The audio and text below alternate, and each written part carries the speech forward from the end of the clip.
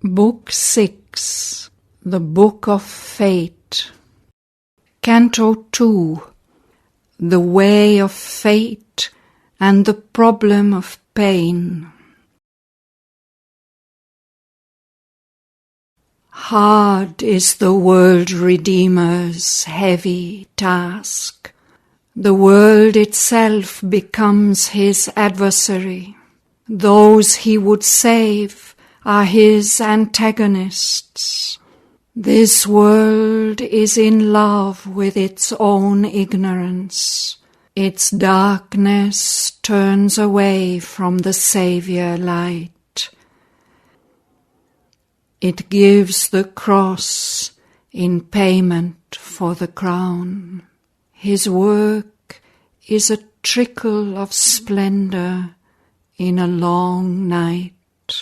He sees the long march of time, the little one. A few are saved, the rest strive on and fail. A sun has passed, on earth night's shadow falls.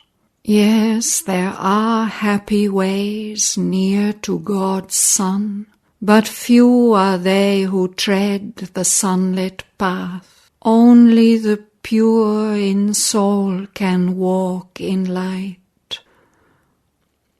An exit is shown, a road of hard escape from the sorrow and the darkness and the chain.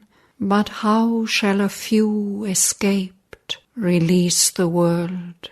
The human mass lingers beneath the yoke. Escape, however high, redeems not life, life that is left behind on a fallen earth. Escape cannot uplift the abandoned race, or bring to it victory and the reign of God. A greater power must come, a larger light. Although light grows on earth and night recedes, yet till the evil is slain in its own home, and light invades the world's inconscient base, and perished has the adversary force, he still must labour on, his work half done. One yet may come, armoured, invincible. His will immobile meets the mobile hour. The world's blows cannot bend that victor head. Calm and sure are his steps in the growing night. The goal recedes.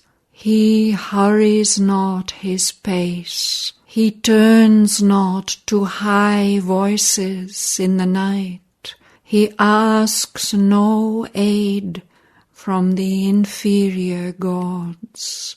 His eyes are fixed on his immutable aim.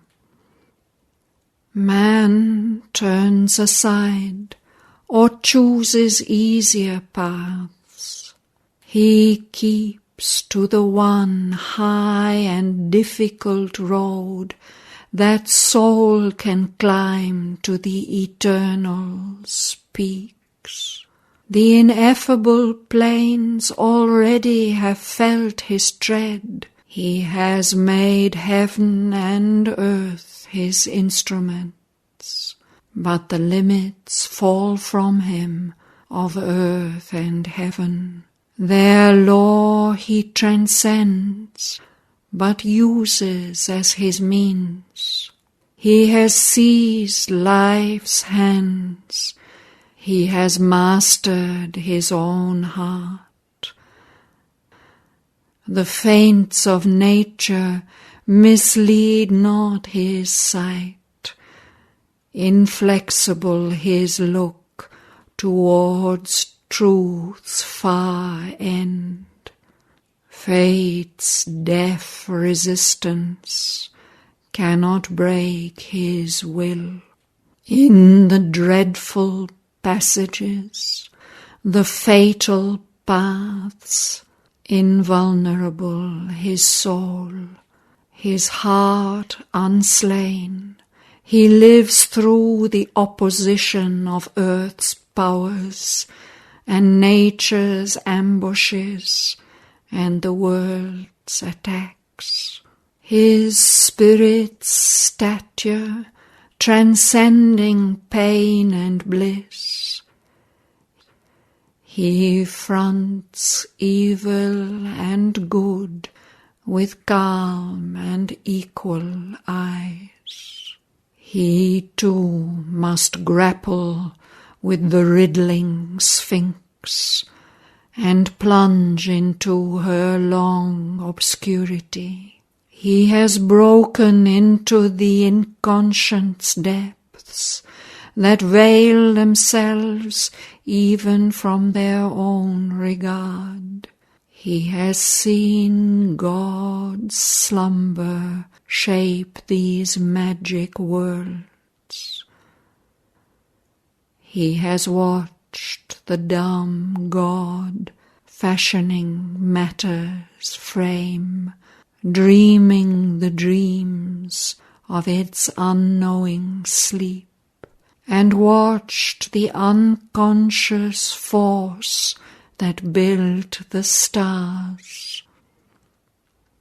He has learned the inconscient's workings and its law, its incoherent thoughts and rigid acts, its hazard wastes of impulse and idea, the chaos of its mechanic frequencies, its random calls, its whispers falsely true, misleaders of the hooded listening soul. All things come to its ear, but nothing abides. All rose from the silence, all goes back to its hush. Its somnolence founded the universe. Its obscure waking makes the world seem vain. Arisen from nothingness, and towards nothingness turned, its dark and potent nescience was earth's start. It is the waste stuff from which all was made. Into its deeps creation can collapse. Its opposition clogs the march of the soul. It is the mother of our ignorance. He must call light into its dark abysms, else never can truth conquer matter's sleep, and all earth look into the eyes of God. All things obscure his knowledge must relume, all things perverse his power must unknot. He must pass to the other shore of falsehood's sea. He must enter the world's dark to bring there light. The heart of evil must be bared to his eyes. He must learn its cosmic dark necessity, its right and its dire roots in nature's soil. He must know the thought that moves the demon act and justifies the titan's erring pride, and the falsehood lurking in earth's crooked dreams. He must enter the eternity of night and know God's darkness as he knows his sun. For this he must go down into the pit. For this he must invade the dolorous vasts, imperishable and wise and infinite. He still must travel hell, the world to save. Into the eternal light he shall emerge, on borders of the meeting of all worlds. There, on the verge of nature's summit steps, the secret law of each thing is fulfilled. All contraries heal their long dissidence. There meet and clasp the eternal opposites. There pain becomes a violent, fiery joy. Evil turns back to its original good, and sorrow lies upon the breasts of bliss. She has learned to weep glad tears of happiness. Her gaze is charged with a wistful ecstasy. Then shall be ended here the law of pain. Earth shall be made a home of heaven's light. A seer heaven-born shall lodge in human breasts. The superconscient beam shall touch men's eyes, and the truth-conscious world come down to earth, invading matter with the Spirit's ray, awaking its silence to immortal thoughts, awaking the dumb heart to the living word. This mortal life shall house eternity's bliss. The body's self taste immortality. Then shall the world Redeemer's task be done.